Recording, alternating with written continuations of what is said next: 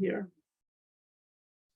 Okay, great. Thank you for that great introduction, Linda, and it's good to meet all of you. Yeah, so I have.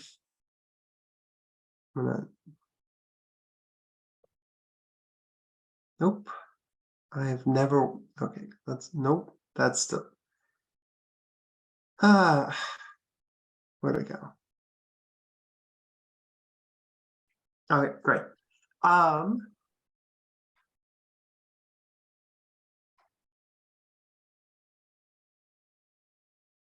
Great. So it's good talking to all of you. So today I'm. Oop. Sorry. Okay. So as Linda said, my name is Carrie Katan. I work for Green Energy Consumers Alliance.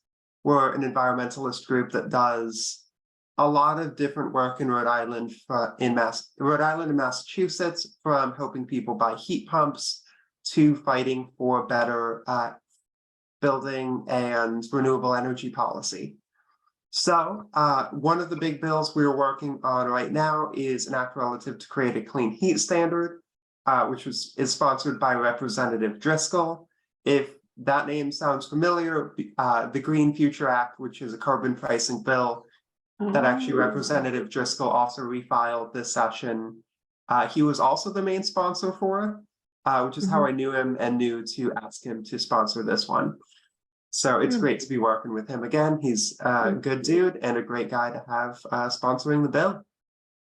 So where are we? Why have a clean heat standard? Why have something that's only focused on building emissions? I guess is a good question to answer. And the reality of it is, because we were quite bad when it comes to reducing building emissions in the Commonwealth so far. Building emissions only fell 4% in the last decade. And a lot of the fall you see before that on this chart in the 1990s and the 2000s is really just moving people onto natural. Yeah, I don't see your slides. We've only got a Google screen, a search box on our screens. Oh my God, I'm so sorry for that. Let me. Wow. Okay. Now does it work? There you go. Great. Perfect. I wasn't sure what was going to pop up, so I wasn't going to say anything for a little while. Thank you so much for saying something. This would have been a pretty bad presentation. Thanks. Okay. So yeah, as you can now see, building emissions have not fallen much over the last decade. In 2010s, it only went down 4%. And a lot of the fall you see before then is really people shifting from oil to natural gas. And obviously, if we want to get to net zero emissions, we cannot just shift everyone on to natural gas.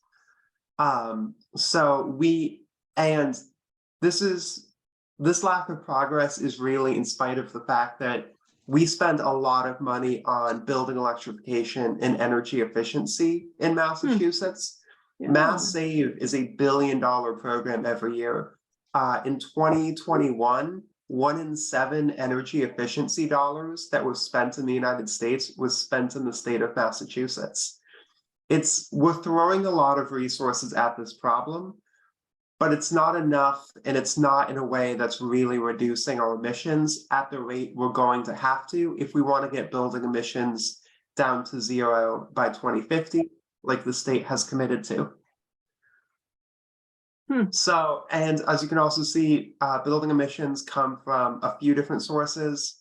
About 2/3 of it is natural gas, either from commercial or residential users, with the other third being fuel oil and propane users, who make up about 25% of all customers and make up about 1/3 of all building emissions in the Commonwealth. So we really need to get building emissions down faster than we have been, and we're proposing to do that by creating a clean heat standard, which is a performance-based standard requiring heat providers to deliver a gradually increasing percentage of low carbon heat. So what does that mean in practice? In practice, that would mean under this bill, which actually needs to change this bill number, that's out of date.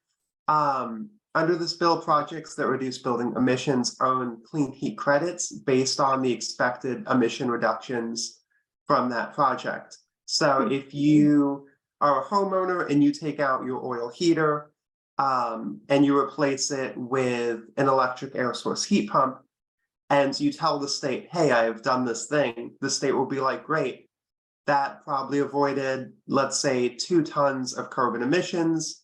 Here are 2 clean heat credits proportionate to the emissions you've avoided.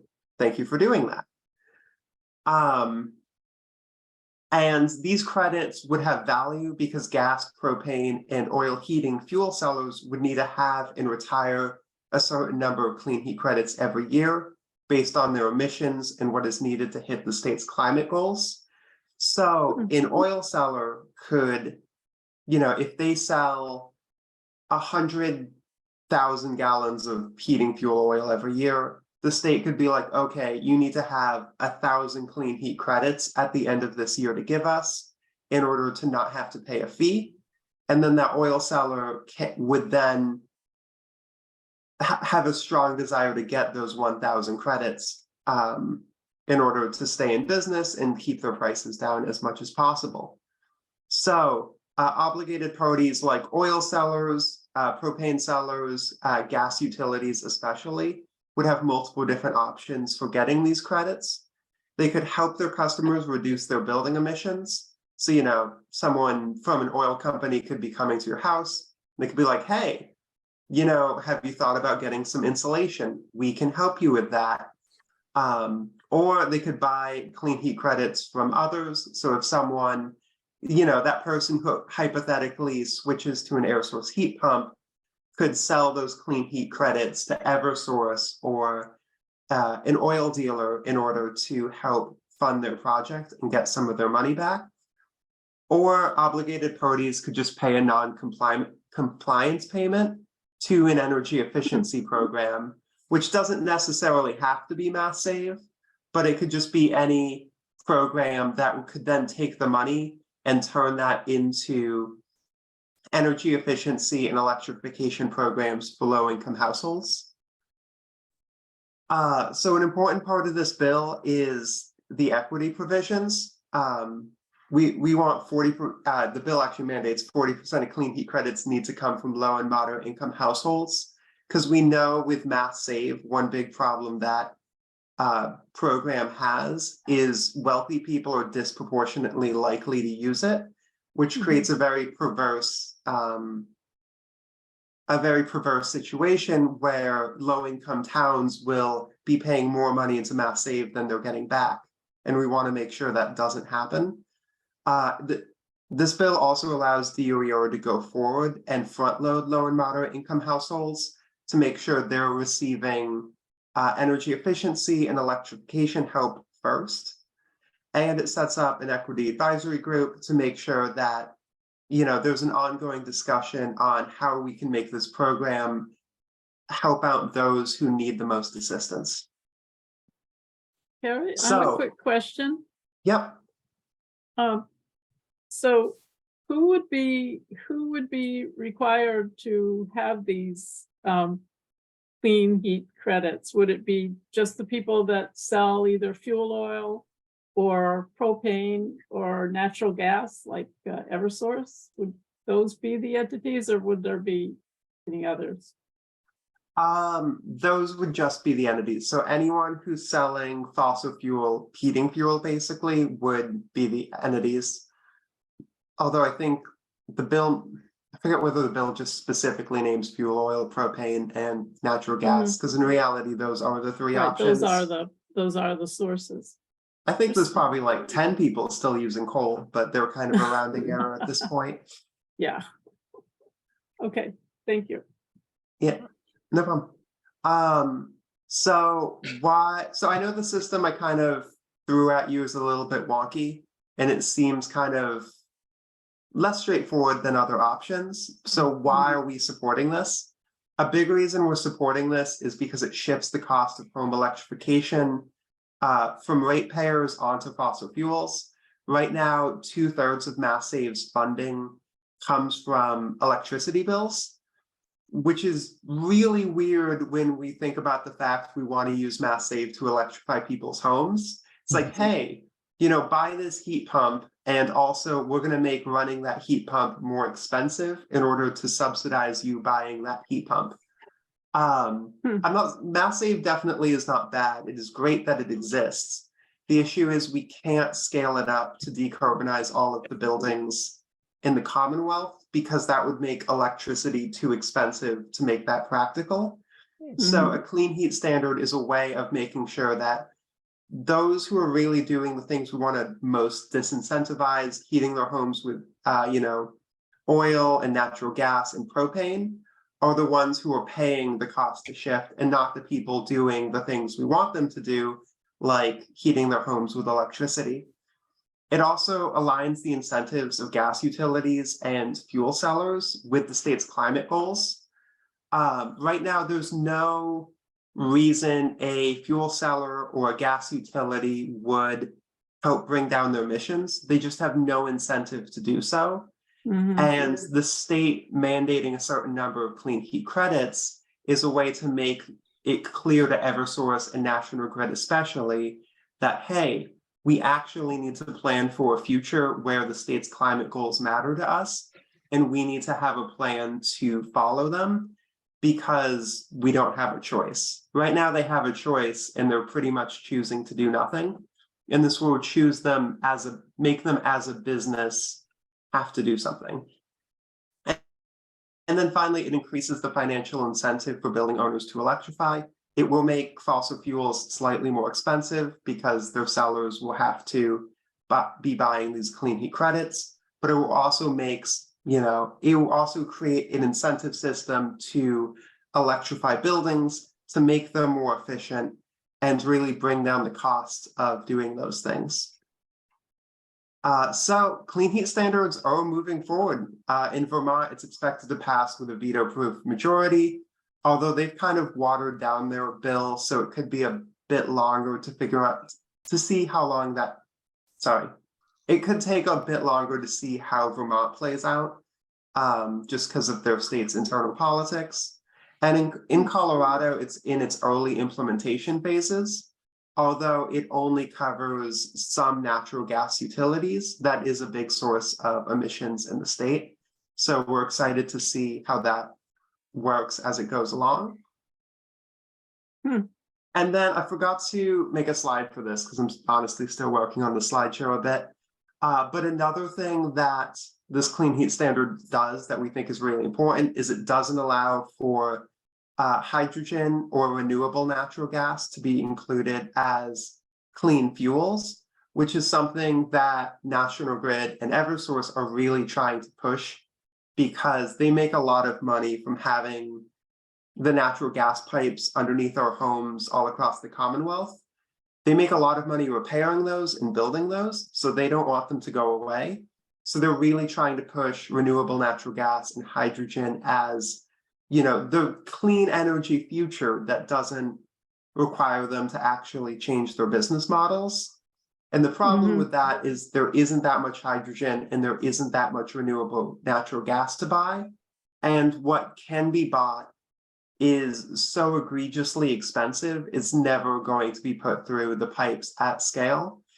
NYSERDA, which is a major climate organization in New York State, did a study trying to figure out the cost of renewable natural gas, and they found that they could only provide about 10% of the natural gas they're using from renewable natural gas sources in the state. And it would cost about 10 times more than the current price of natural gas. So making sure that companies aren't banking on hydrogen and renewable natural gas is really important if we're going to focus on solutions we know that actually work, like air source heat pumps, ground source heat pumps, and weatherization technologies we know can be cost effective. So with that kind of policy stuff done, where are we now? So in the legislature, this bill has 23 co-sponsors, which is a solid start. none in Plymouth County and none in the Cape and Islands as of yet. So we're still doing some work there to get some co-sponsors. And it's currently sitting in the TRE committee with no hearing date set. It will probably be sometime in the late summer, early fall, maybe winter, but it could theoretically be up to February. We won't find out until 2 days beforehand. And Green Energy Consumers Alliance and the Environmental League of Massachusetts are two of the biggest backers of this bill. And then we not only have stuff happening on the legislative branch, but in the executive branch, they've expressed a lot of interest in creating a clean heat standard. And they're currently working with consultants to figure out how they could theoretically do that. And so the Healy administration could either put forward a bill to the legislature to create a clean heat standard, or they could use the power they already have to do one without the legislature having to do anything.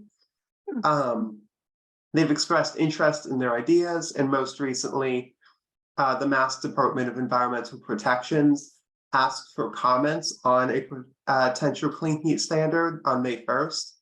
So we and some other organizations are currently working to basically create a letter outlining what we would like a clean heat standard to look like and answering their questions that they have about it. So we don't quite know how seriously they're taking the idea of a clean heat standard, but they are definitely seriously thinking about it.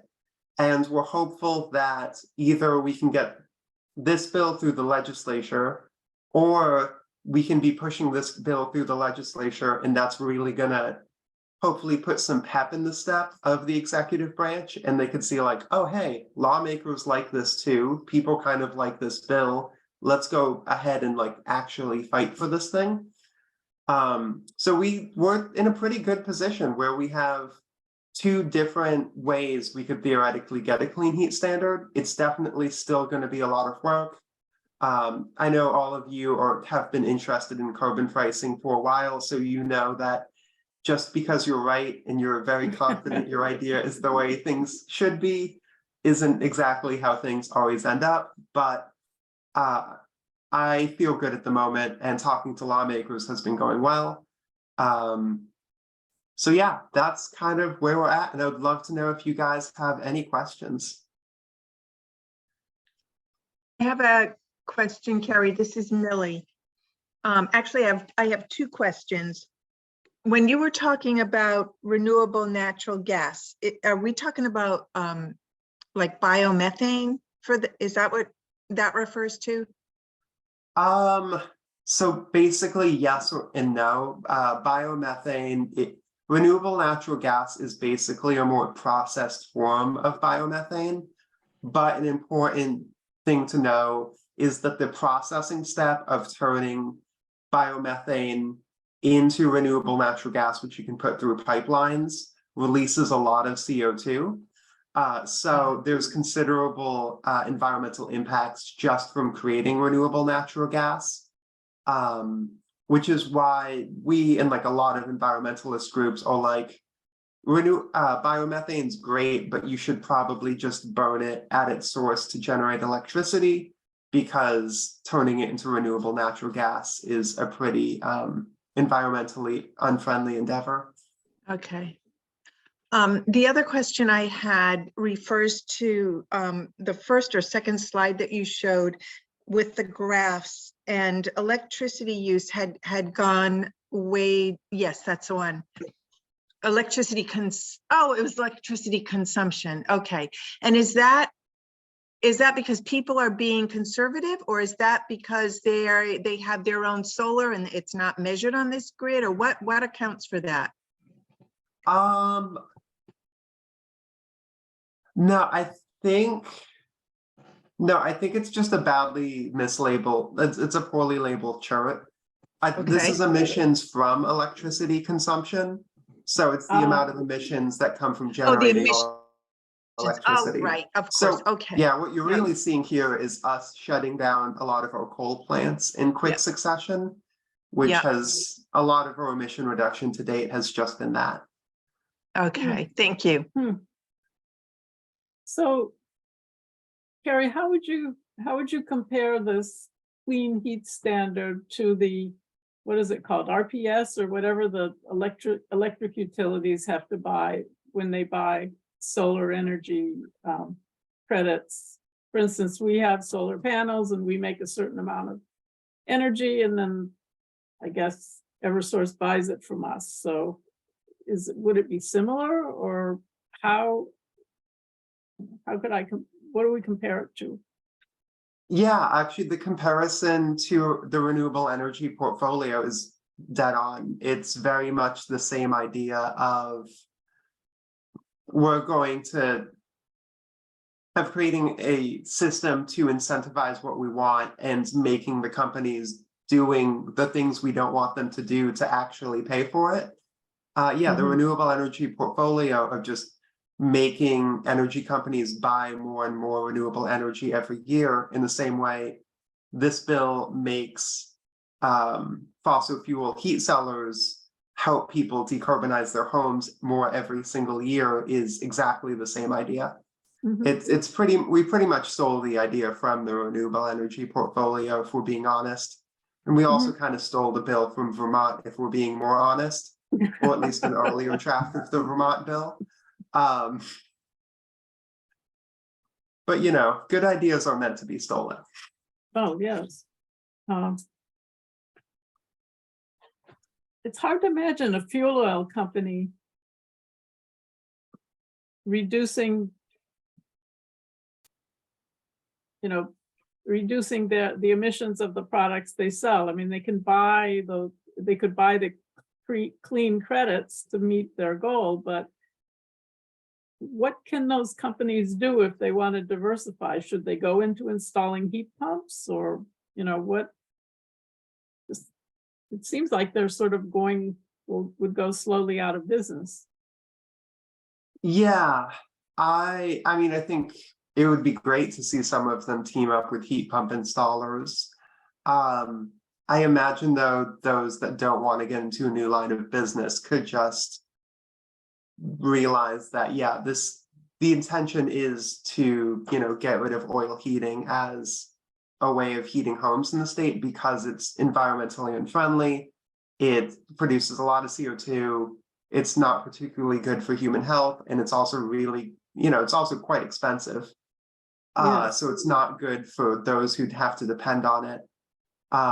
So I think the unfortunate reality is, yeah, some businesses aren't going to have a pathway forward if they don't want to get into heat pump installing, but there's not much of a way around it. And at least this way, we're sending a clear signal, and that people can plan ahead of time, rather than it being more chaotic and no one really having a time frame for how things are going to happen.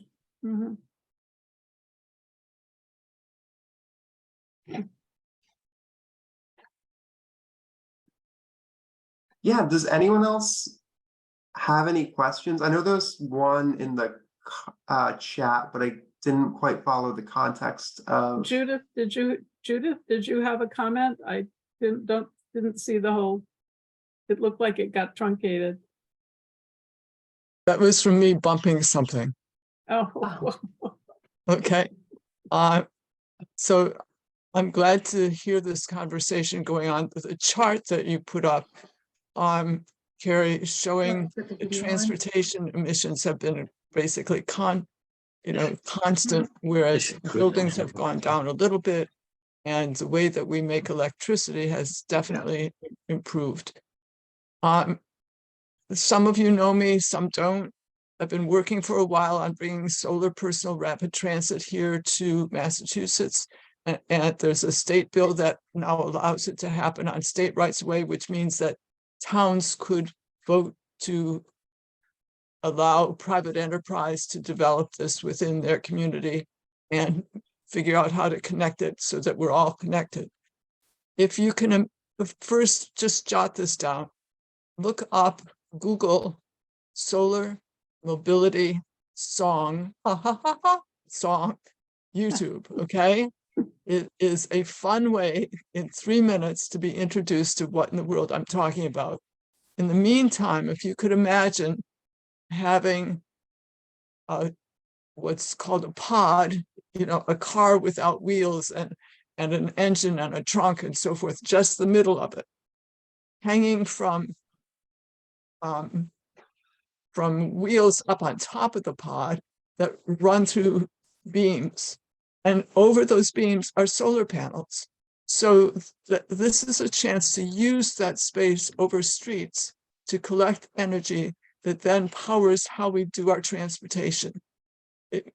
The transportation would be 100% clean energy because it would include having batteries so that when the sun's out, you store energy to be used when the sun is not out. And it cuts the cost of fuel out of the picture. And it also cuts the cost of drivers, you know, of bus drivers and so forth. And it makes the people who are in the vehicle, you get into a vehicle with just whoever you want to travel with. You're not in it with a whole bunch of strangers, and you're going directly to a destination that you choose. So,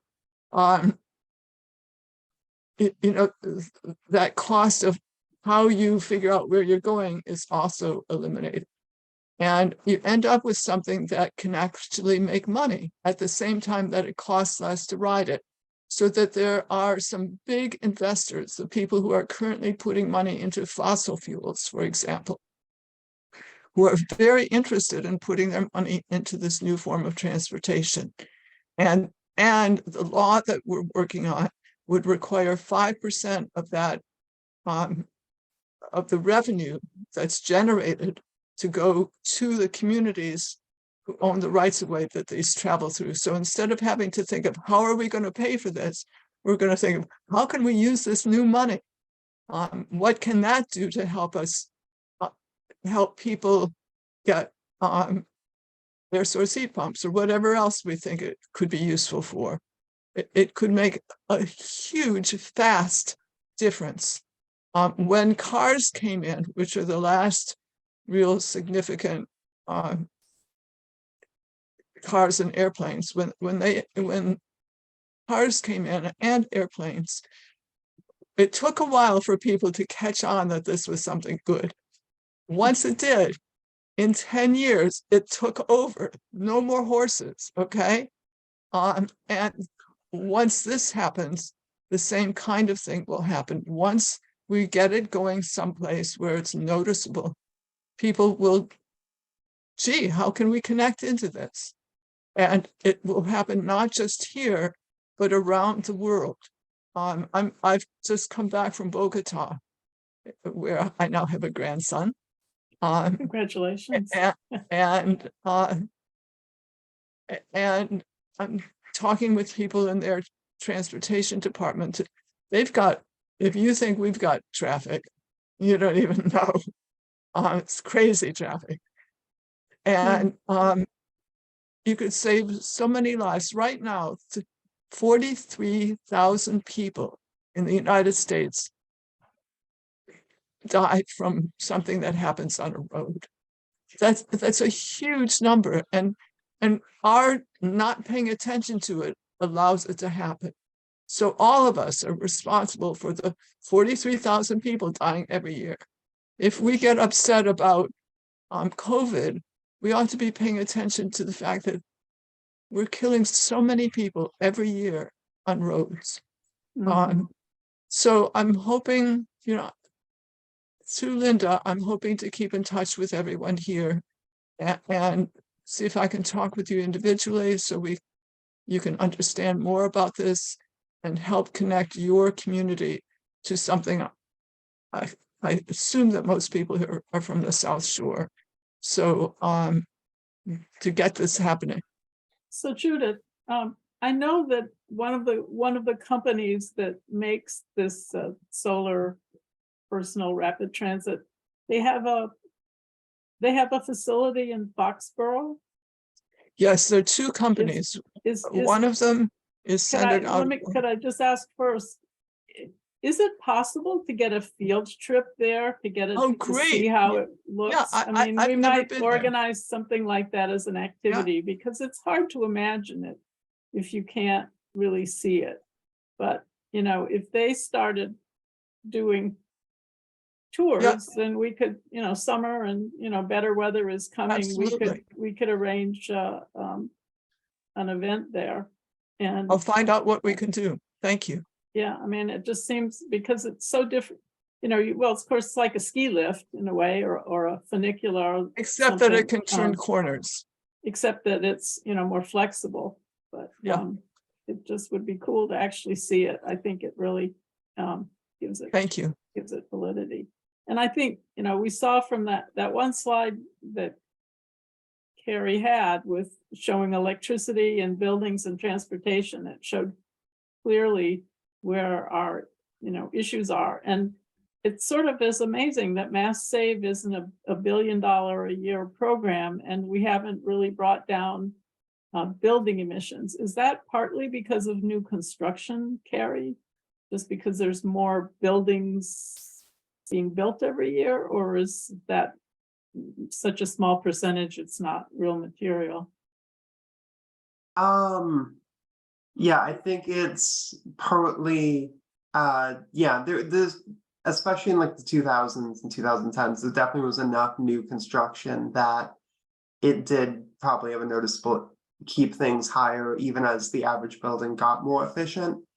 I think it also just comes down to dealing with buildings in general is rather pricey, and yeah, dealing with buildings in general is rather pricey. And then the way Mass Save operates, it already picked a lot of the low-hanging, very cheap energy efficiency methods that they had in the early days. They kind of did the easy stuff, and now they're more onto the hard stuff, which Mass Save can do a lot and is good, but they also weren't quite designed to do building electrification, which is what, you know, they're an energy efficiency program. That was never the original intention. Conservation.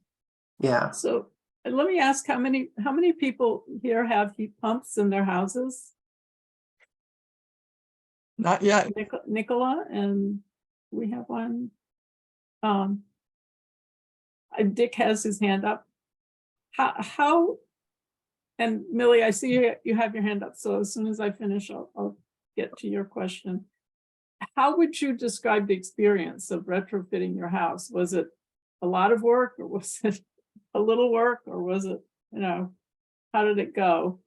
Nicola?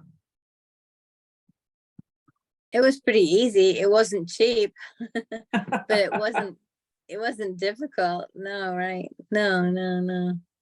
It was, and they've been working wonderfully. I have to say, we're still the program that I managed, that I got a good rebate from the state, but the rebate from the state mandated that I keep my propane backup, which I didn't realize at the time, but it actually mandated that I keep the backup to kick in automatically when the temperature goes down to 20 degrees, which was kind of crazy because the heat pump in an outbuilding I have was fine. You know, when we had this really cold temperatures, it was fine down to 5 degrees. But I didn't have any heat except for the propane in my building, in my main building, because of the mandate. It was weird. They work great down to like 5 degrees. But it was anyway, that's my only, but my beef is not with the heat pump at all. They're just my cold weather heat pumps have been fabulous. So I have no complaints. So Dick, do you want to say something about your experience? Sure, we did install heat pump and Different one? 2 interior units to distribute the heat. But the first month we had it going was a year ago, January, and it was quite chilly. And we got a bill for about 3 times the electric bill that we usually get. And that was a rather a shock. Mhm. So we've used it. We've used a combination of oil, wood, and electric. So we leave the oil burner on all night at a fairly low temperature, just keeping some kind of a reasonable temperature in the house. Mhm.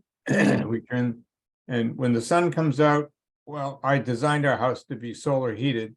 So when the sun comes out, that does a pretty good job of heating it. Mhm. So it's a complicated system. Yeah, sure. And I don't know that I can really say what costs how much. I understand. We're Um, staying comfortable. And we're Yeah. not losing our shirts on it. That's best I can say, I guess.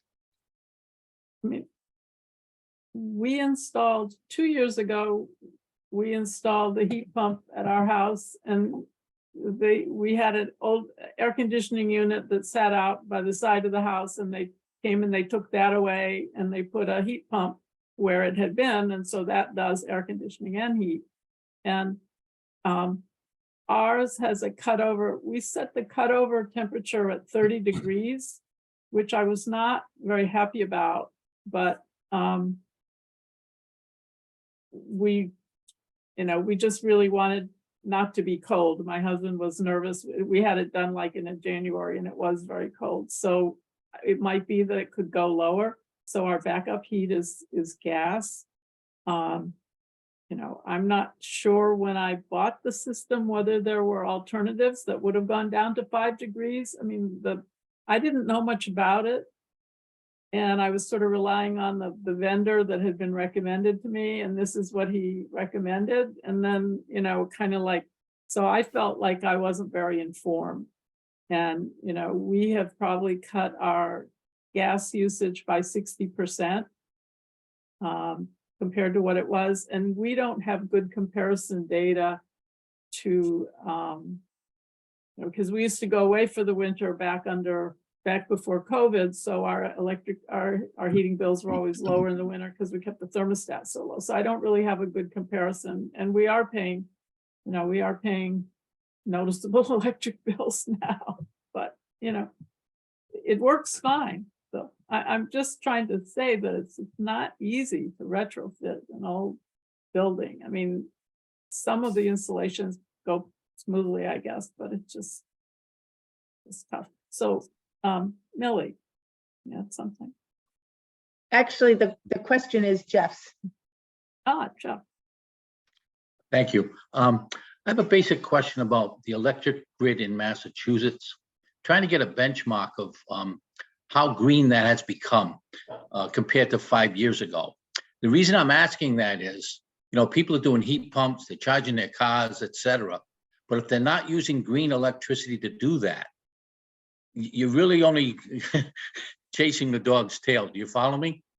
Maybe there aren't any measurements like that. Maybe there are. I hope there are. And the other follow-up question I would have is, I see a lot of charging stations popping up for cars. And when those are installed, are they required to use green electricity? Just like if somebody's charging their car from their home, are they buying green electricity if they're charging their car? Thank you. Yeah, so that's definitely an important point to raise, as I don't know the exact amount at the moment. I think it depends on whether you include imported electricity or not, but we're talking at present, about a third of New England's power grid is carbon free. So we're talking, like a third to a half is like hydro, nuclear, wind and solar.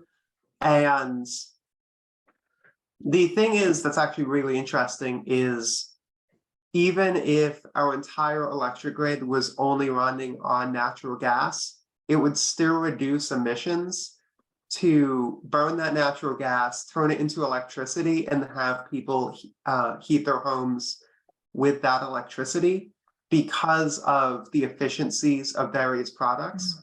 An electric car is way more efficient with the energy that's put into it than a gas car is. Which is, yeah, so the amount of energy you have to put in to get the same result is just drastically different. So even if that electric car is ultimately being powered by an electric generator that's being powered by natural gas, that's still better for the environment than oil based car.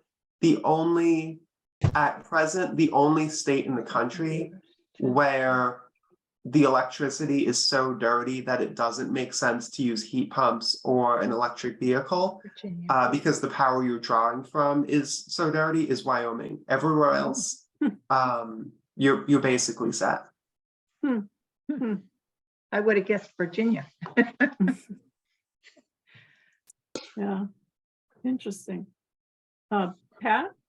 And Patrick? sorry, so I just wanted to say that if you Cape Light Compact, you can choose to. I choose to use Cape Light Compact's 100% green electricity. I pay a few cents more per kilowatt hour, but it's like, it is an option that I choose for my to fuel my electric car and my heat pump. So Yes. sorry. Yeah, We have good point. an aggregation like that too in Wareham, and I have envy of Plymouth because they have the best rate around. A few more, it comes up for renewal in October, and we're all worried about what the new rates are going to be because we have really good rates. So, But that question, the question I had about car charging stations, are they required to use green electricity if they're providing, like we've got 10 charging stations in the mall, okay? But if it's not green electricity that they're providing, it's really just, going around the barn. No, I don't think there's any special rule that they have to provide. Right. They have to be drawing from green electricity. Right. But it's still fewer emissions because there's no combustion at the car, in the car. It's just what's needed to produce the energy that it charges from. I mean, Yeah, it's still more efficient. I read somewhere that, and I don't have my percentages correct, but like when you drive a gasoline powered car, about 80% of the energy in that gallon of gas is lost as heat, and a small percentage of it is actually what drives your car. So whereas if you're using an electric battery, it's a very high percentage of that energy that's stored in the battery. It's very much more efficient. So a lot more of that energy is used to power the car, and very little shed is heat. I know as a non-scientist, I probably stumbled, it's not exactly right, but in fact, it is just much more efficient. And I had read that heat pumps are, I didn't realize that something could be more than 100% efficient, but heat pumps at, especially in warm weather, are like 200% more efficient than the alternative. And I'll stop now because I'll dig myself into a hole if I try to explain anymore. But I'm I having think, a hard I time. think Jeff, the that's why we have state standards, for green energy. So I think even though, at the mall, you have to be able to assume that it's not going to be worse than the state standard, which is, I think 50% of green, whatever that is. So yeah, you have to go by that. Yeah. But as the grid gets greener, and it is getting greener over time, then that makes all of the electric devices cleaner to run. So if you don't get off fuel oil, and if you don't get off gasoline for your car, then you'll never be able to get the benefit when the grid does get Absolutely. And Linda, completely clean. it's just amazing. I agree. Linda, and everyone, it's so amazing. I'm seeing a lot of infrastructure going in just this last 2 weeks for Vineyard Wind. I mean, in my neighborhood, Vineyard Wind is really a thing. It's really happening. It's so exciting. It's so exciting, Yeah. So I just wanted to mention that because it's happening. Yes, it is. It's very, and I think and I will not remember his name, the gentleman that from Vineyard Power that Richard Andre.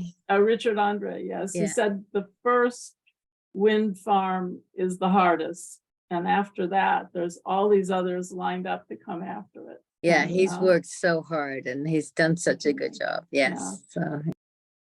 So Patrick, did you have a thought? I had a question about, I had never really heard the term renewable natural gas before.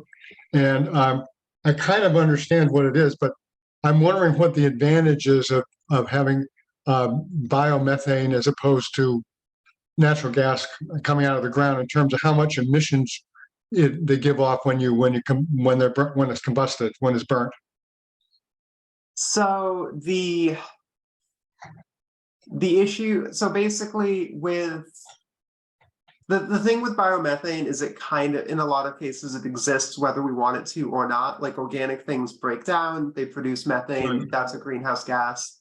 When you have a landfill, you can get so much of the stuff that it just makes sense to collect it all and burn it, because you'd rather it like be burnt than go into the air as straight methane, because that's has a much worse climate impact than CO2 does. And with burning it at a landfill, you actually just get something useful out of it in electricity. But when you start taking that and you're turning it into renewable natural gas, you have to process it, which does, I'm not 1,000% sure on the science of this, but smarter people than me have told me the processing point of creating renewable natural gas creates a lot of emissions. Right. Yeah. And then, yeah, so that's just one area where it's just not that effective from a climate standpoint of creating the stuff when you're already producing emissions to create it. You can only create it in the small amounts of quantities. And then all of the renewable natural gas you created is also not being burnt for electricity. So you're also giving up a perfectly good source of electricity to produce a very mediocre way to warm your home. So I heard somewhere that this, the quote, renewable natural gas, but that it has to be pumped in higher pressures than the natural gas that comes in your home now, that they need more durable pipes. And that's doesn't make any sense to me, because they're not going to replace all of those pipes under the ground in order to pump something else into your house. Then I read somewhere else that the way the gas company thinks they can deal with that is that they would mix natural gas, the natural gas we get already with this renewable gas in a percentage so that it wouldn't require the different kinds of pipeline, underground pipes. It just seems like a smoke screen. Yeah, so it's actually renewable natural gas, once you've actually made it, is just methane, a lot like fossil gas. So they're the same thing, you just get them in different ways. The thing that gas companies are pushing for that requires different pipes is hydrogen. Oh, hydrogen, yes. Because hydrogen, smallest element in the universe, it leaks through everything. Yeah. It's used as rocket fuel, but also some rocket companies don't use it because it's a pain to work with, which should be a bad sign that Eversource should not be playing with it.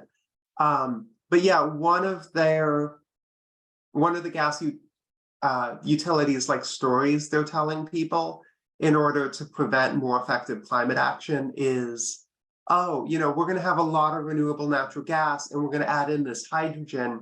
And that's why we need to put all this money into investing in the pipeline system to have these new pipes that can carry the hydrogen.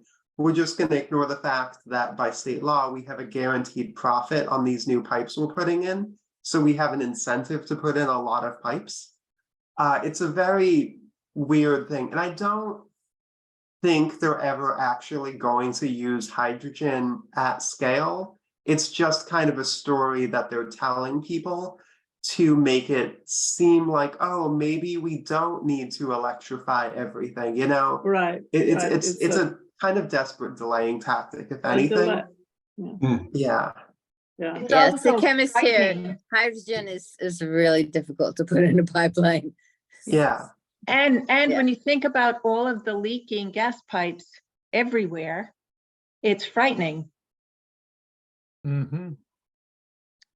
Hmm. And it'll be so much more with hydrogen, I'm afraid. It's sad because I love the idea of hydrogen, but man, no, not practical for pipelines. It's so flammable. Isn't that what was Yeah, in the the thing that Hindenburg? terrifies me is the fact you can't see a hydrogen fire, which is the most nightmarish thing I've been told about it. But at least hydrogen does, it goes up. It doesn't, hydrogen is so buoyant that if any fire would just go out if it can. But it's true, if it can't, if a fire, yeah, it's interesting. Yeah. And about natural gas.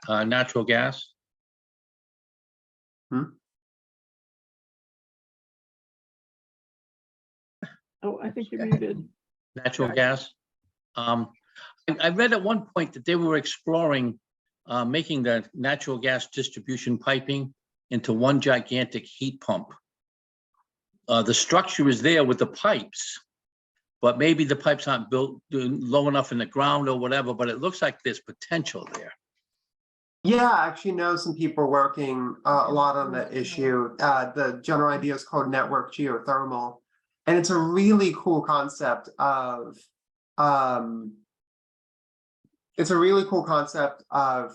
taking out the gas pipes and putting in water pipes in the ground, because at like 6 feet down, it's always 55 degrees, which means you can just connect a heat pump to those water pipes and have access to warm water. And then you can use the heat pump to steal all the warmth from the water, which is wild that that's like a thing we can do, because that sounds like magic.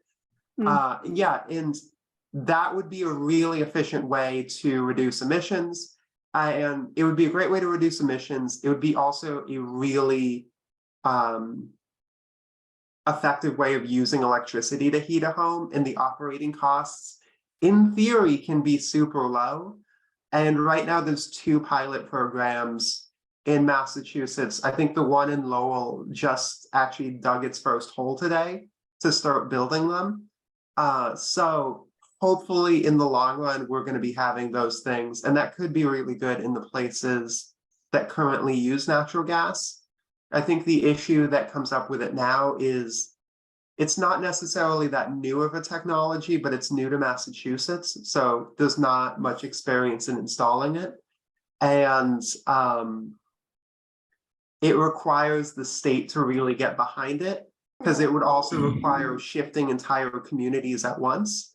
And that kind of require, we're going to have to go up to whole neighborhoods and be like, oh, by the by, we're going to stop pumping natural gas to your house, in the state 2 years from now. And that's going to be a process.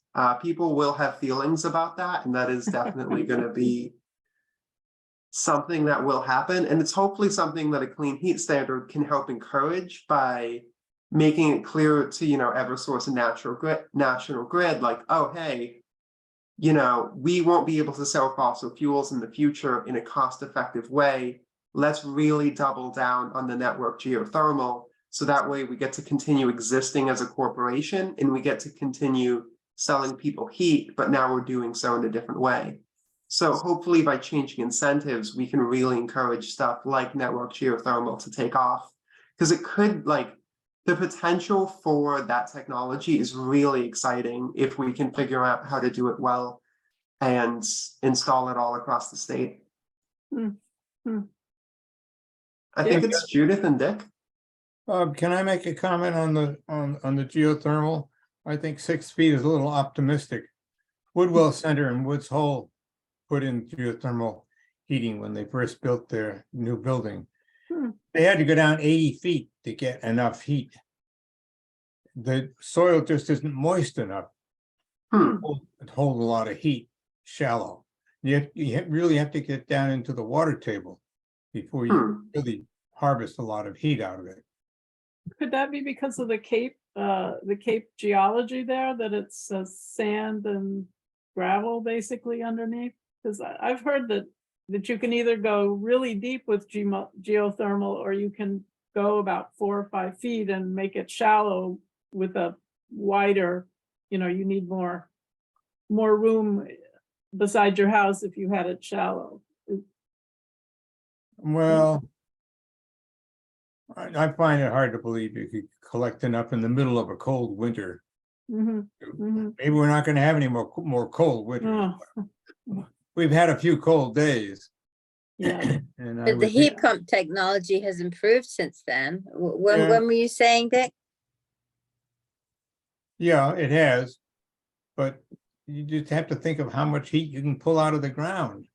And when there's water there at the temperature, then you can pull a lot of heat. I Water has see. a high heat capacity. But Ah, it's dry and there isn't much okay. there. I see. I'm just amazed how good the air source heat pumps have gotten the last Mm. just few years. So I don't know. That's interesting. Thank Mine you. hasn't done so well. Oh, too bad. Well, so I'd like to, Judith, why don't you make a comment? And then I I'd think- like to- Go ahead. I think talking about things that can be implemented on a fast, wide scale in our communities is really important. And I've heard about geothermal being used for a whole university. I think it'd be worthwhile for us as a little group to figure out, to follow up on this topic and see if in fact geothermal is something that can be done on a community basis.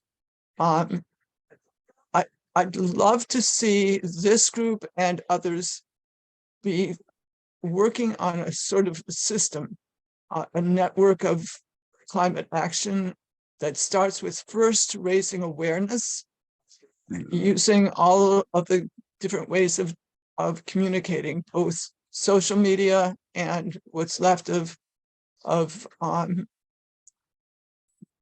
regular print media, so that we have a network of people. Right now, if each one of us just decided to adopt our community as a, figure out, are we going to use our Facebook pages, or the Patriot Ledger pages to first raise awareness. I think there's a growing consensus that the prediction of a 20-foot or 10-foot sea level rise by 2060 is a real thing. And that if people start to understand that our shoreline is in danger of flooding all throughout Massachusetts, just the way it is in downtown Annapolis or Miami, that people would realize that this is something that is threatening our communities. And then if at the same time, we can show people there are solutions, what I'm talking about solar personal rapid transit will be such a joy for people. Or the fact that we can do a whole community with ground source heat pumps. We can put a plan in front of people that is cost effective and especially can involve a whole lot of people. And I'd be wonderful if this group right here said, okay, for the next year, let's see what we can do to make this strategy, this kind of a network happen.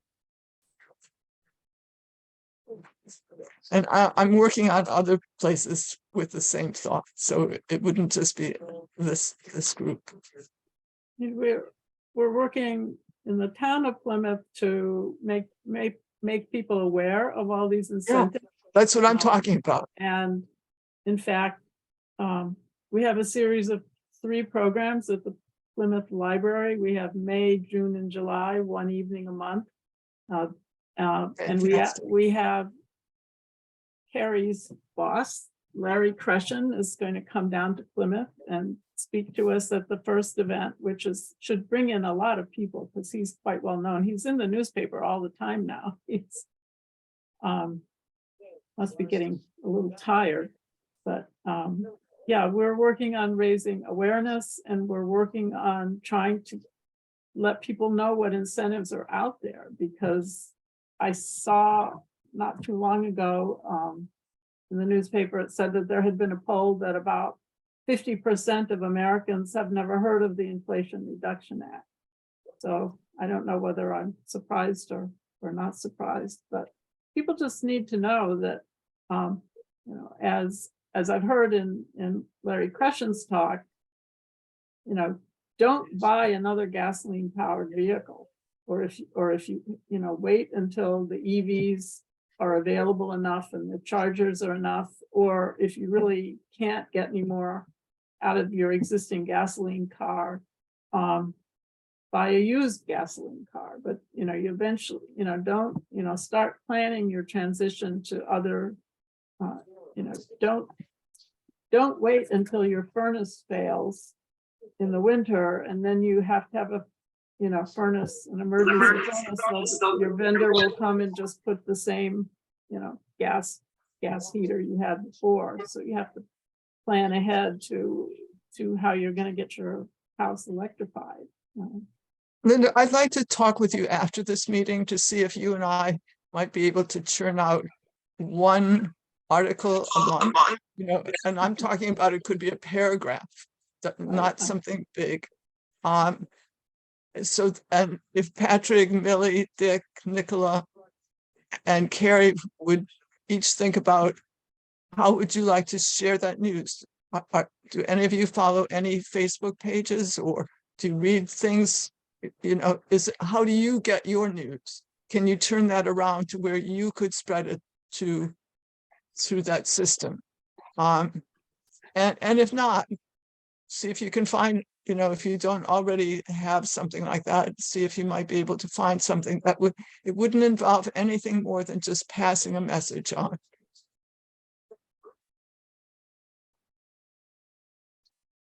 Okay. Well, I'll give it some thought. I'm not very good. Okay, I always say I'm going to write an article and I never do, but Carrie, well, you look like talk to me and I'll take notes from you. Okay. Okay. So I would like to circle back to the bill that Carrie is telling us about.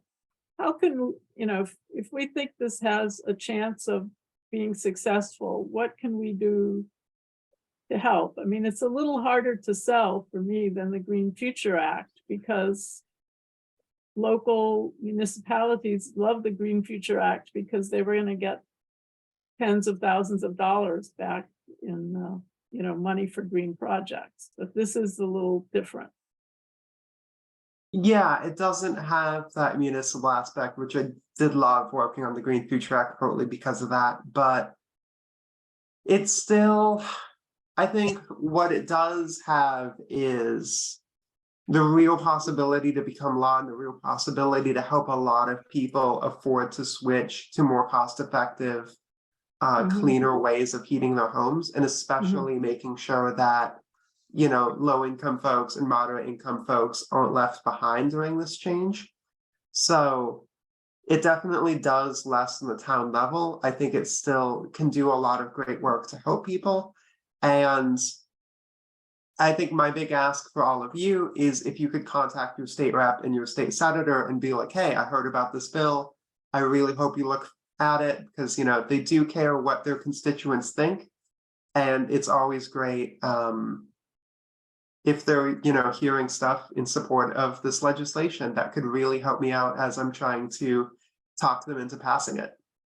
So can you email me information that we could peruse to sort of make an argument for it, or at least have in order to write to our state reps about it? Yes, I can. That would be helpful. And another question, this is sort of something that the National Climate Lobby has been thinking about. their agenda this year is a little different than it was last year. They are not really encouraging us to work on state level bills. Well, I'm not sure they ever really encouraged us to work on state level bills, but we did. Is there a concern that a national, if we can ever pass a national carbon tax, that we're going to have,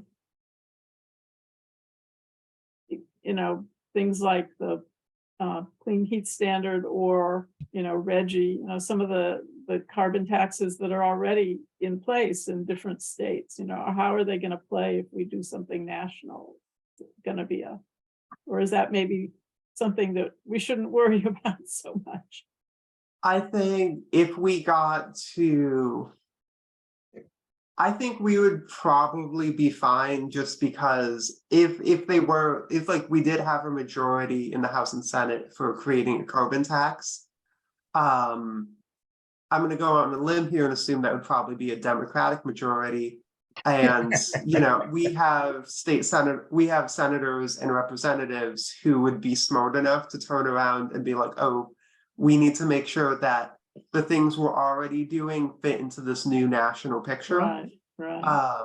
And I think it's undoubtedly achievable, whether that's a carve out in the law that basically says Massachusetts gets to do its own thing, or when it comes to building heat, or, you know, something. I think that's, I see.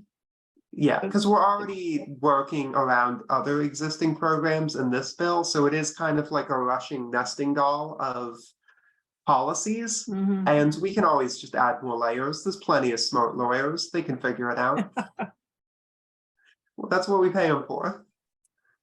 Well, you know, the climate lobby feels like a carbon tax is more likely to pass in a divided Congress than perhaps in an all one party Congress, because it is a centrist kind of bill. And there are conservative members of the climate lobby. There was just a conservative conference a couple of weeks ago in Washington.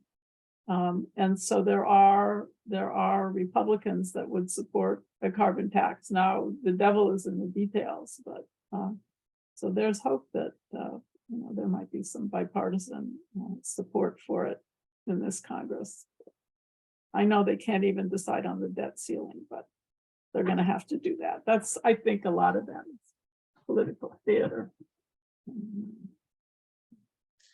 So I want to respect your time. I see it's after 8. Does anyone have any final thoughts while and I thank you so much, Carrie. Send us your information, and I will